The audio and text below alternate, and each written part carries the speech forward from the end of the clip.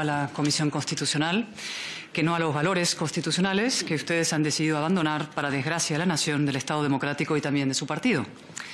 Yo voy a empezar pidiéndole un favor. Mire los retratos que presiden esta sala. Monárquicos y republicanos, creyentes y ateos, catalanes y castellanos y otros lugares de España. Juntos los distintos forjaron una nación de ciudadanos libres e iguales. Sí, ahí está también Manuel Fraga, del que usted insinuó civilinamente el otro día que no había votado la Constitución. ¿Por qué lo hizo? Yo me quedé pensando. Una mezcla de desprecio a la verdad y de sectarismo. A usted esta alineación, tan ancha y realmente transversal, no le gusta. En su muro particular solo cuelgan los retratos de los que considera suyos, los rostros de su bloque, 7 pongamos. Presidente Sánchez, el prófugo Puigdemont, el sedicioso Junqueras, el secuestrador Otegi, la comunista Díaz, aunque ahora está de capa caída, mejor la también comunista además separatista Pontón, quizá un tal Galindo, verificador experto en guerrillas, y me faltaría uno, venga, usted mismo. Y ahora, mire ese otro cuadro, me alegra que lo haya citado el portavoz socialista, es el abrazo. Es el símbolo de la concordia, de aquella conmovedora concordia constitucional que alumbró los años más justos y fértiles de la historia de España, a esta corrosiva discordia destituyente que ustedes promueven, del abrazo de la transición al abrazo entre Sánchez y Puigdemont. Y yo le pido, y seguro que lo hará en su réplica, que nos cuente cuándo se va a producir la ansiada foto, cuando por fin haya encarrilado la amnistía. Se lo he dicho ya 2 veces, pero mi deber, mi obligación es repetirlo. Podrán aprobar la amnistía, pero no podrán obligar a los tribunales a aplicarla. Hay algo por encima de esta Cámara, incluso por encima del señor Sánchez, que es la Constitución y el derecho europeo. Cuanto antes dejen de engañar a sus socios, mejor, pero claro, ahí nos quedaríamos sin legislatura. Y no me va a ser a mí obligarme a caer en la vulgaridad de repetirlo de colorín colorado, pero en fin. Señor Bolaños, se habla mucho del muro del señor Sánchez, y es lógico. No es habitual que un presidente inaugure su mandato anunciando como objetivo principal de su gobierno la construcción de un muro contra la mitad que no le vota. Ni habitual, ni aceptable, ni democrático. Y sin embargo, pensándolo también, como todo lo que fabrican hoy en Moncloa, ese muro también tiene un poco de propaganda, o mucho de propaganda. En realidad ustedes no han venido a construir nada, ni siquiera un muro. Ustedes han venido a perforar el suelo de valores que compartimos la inmensa mayoría de los españoles, la inmensa mayoría de sus votantes y de los nuestros. El suelo que hace posible no ya la convivencia, sino la propia conversación entre los ideológicamente distintos. El suelo que pisamos no ya como españoles, sino como demócratas. Un demócrata no deroga la verdad como valor ni la igualdad como principio. Un demócrata no compra su investidura a cambio de impunidad para golpistas y malversadores y en Suiza. Un demócrata no pacta con un partido que lleva asesinos en sus listas. Un demócrata no decreta que hay 2 terrorismos, uno que viola los derechos humanos y otro que me asegura los 7 votos que necesito para seguir en el poder. Un demócrata no ataca y señala a los jueces y mucho menos legisla contra jueces concretos, como pretenden hacer ustedes con la ley de enjuiciamiento criminal. Usted decía la sinergia. No, la sumisión es lo que busca. Y, por cierto, supongo que en su réplica va a aprovechar para defender al juez García Castellón de los ataques que se han proferido aquí contra su persona, ¿no? Un demócrata, como le decía, desde ya no insiste en que hay que aprobar una amnistía para ahorrar trabajo a la justicia. Que decida directamente el Supremo Sánchez quién es culpable y quién es inocente. Un demócrata no gobierna sistemáticamente a golpe de decreto ley, ni convierte la presidencia de esta Cámara en una humillada correa de transmisión.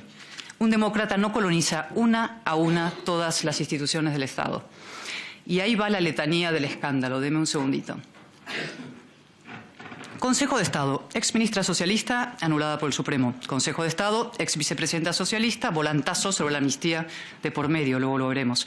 Tribunal Constitucional, doblete, exministro socialista y exdirectora general socialista. Fiscalía General del Estado, exministra socialista. Su sucesor no idóneo declarado por el Consejo General del Poder Judicial. El CIS, exsecretario de Estudios y Programas Socialistas, más gasto que nadie, menos aciertos que nadie. CNI, exsecretaria de Estado Socialista. AENA, exdiputado socialista. Red Eléctrica, exministra socialista. CNMC, exmarido de vicepresidenta socialista. CNMV, exmarido de vicepresidenta socialista, el mismo de la misma. INE, exsecretario de Estado socialista. Renfe, exsecretario general socialista.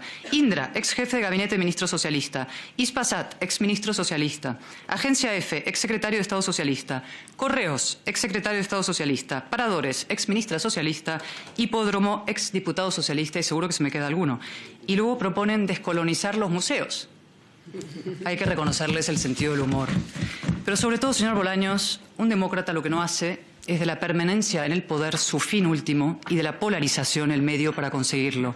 Insisto, el poder como único fin y la polarización como programa. Señor Bolaños, la Constitución de 1978 se fundó desde y para la concordia entre los españoles. Su gobierno se ha fundado desde y para la discordia entre los españoles. Se lo voy a decir con claridad porque sé que lo aprecia. Como ustedes no pueden gobernar por adhesión, han decidido gobernar por odio. Su coalición es en realidad una suma utilitarista de odios. El odio a España de sus socios y el odio suyo a la mitad de España. Vamos a ir por partes. El odio a España de sus socios. No hace falta que me explaye. Ellos mismos lo enarbolan con orgullo. Bildu. Lo decía el viernes el lehendakari Urkullu, lástima que en su despedida, claro, la historia del PNV es complicada, decía: Bildu apoya una estrategia de violencia que dictaba quién sobraba y quién no. Efectivamente. Bildu no solo aspira a destruir España, cada cual con sus delirios, lo peor es que no abjura de los hechos de ETA, las bombas, el tiro en la nuca. Y luego, que es la memoria democrática. Bildu rinde homenajes a terroristas, lleva asesinos en sus listas y humilla sin contemplaciones a las víctimas. Es un partido sin parangón en la Europa democrática. Y un inciso, está aquí la señora Aizpurúa, la escuchaba hace unos días en el debate sobre la reforma de la Constitución. Se explayó larguísimamente sobre el peso y la importancia de las palabras, decía, la diferencia abismal entre disminuido, discapacitado, lo que pesan las palabras. La misma señora Aizpurúa que en una entrevista decía: diferenciar tanto entre rechazo y condena no es nuestro problema. ¡Qué hipocresía! Pero claro, ¿qué será la hipocresía comparada con la apología del terrorismo, ¿no? Y yo le pregunto ahora, señor Bolaños, ¿a ustedes pactar con un partido así, blanquearlo, entregarle nada menos que la alcaldía de Pamplona, no les turba? ¿No les estremece? ¿No les sacude aunque sea mínimamente la conciencia? El nuevo líder del Partido Socialista de Euskadi ha dicho: yo jamás pactaré con Bildu. Y yo pregunto, ¿por qué en el País Vasco no y en Navarra sí? ¿Es que los navarros son de peor condición? ¿O es que en realidad ustedes saben que pactar con Bildu en cualquier lugar es una aberración política y moral y sin embargo les compensa? Me dirá: nos sacrificamos por la convivencia, ya, por la convivencia entre el ego del señor Sánchez y su poder. Pactar con Bildu, señor Bolaños, no es solo legitimar el odio a España, es legitimar la concreta y brutal violencia ejercida contra miles de españoles. Y ahora vamos con sus socios catalanes. Estos sí que sienten un profundo afecto y amor por los españoles, sobre todo por los catalanes que se reconocen españoles. A eso los llaman ñordos, colonos y butiflers, los insultan en TV3, los desprecian como una charnega minoría de segunda, ¿no? Conoce, supongo, no ha dicho nada en su intervención, lo cual es alucinante, la iniciativa que están tramitando Junts y compañía en el Parlamento de Cataluña para declarar la independencia de forma unilateral, otra vez. Dice en el texto: piden honrar el golpe del 1 de octubre y liberar la nación ocupada. Y entonces yo le pregunto, ¿eso forma parte de la convivencia, del reencuentro o de la España más habitable? ¿De qué parte de su relato forma parte? Todo su relato está en ruinas, señor Bolaños. Y otra pregunta, usted que todo lo sabe. ¿Cómo se explica que el señor Illa se negara a guardar un minuto de silencio por los 2 guardias civiles asesinados en Barbate? Igual que sus socios aquí ayer, ¿no? Qué falta de piedad, de verdad, y de decencia. Se lo pregunto yo con toda claridad, ¿por qué lo hizo el señor Illa? ¿Porque ha asumido el relato del que la Guardia Civil simboliza un Estado represor? Y tan represor. Bajo el hercúleo hiperliderazgo del señor Sánchez, cualquier delincuente, golpista o narcotraficante le pasa al Estado literalmente por encima.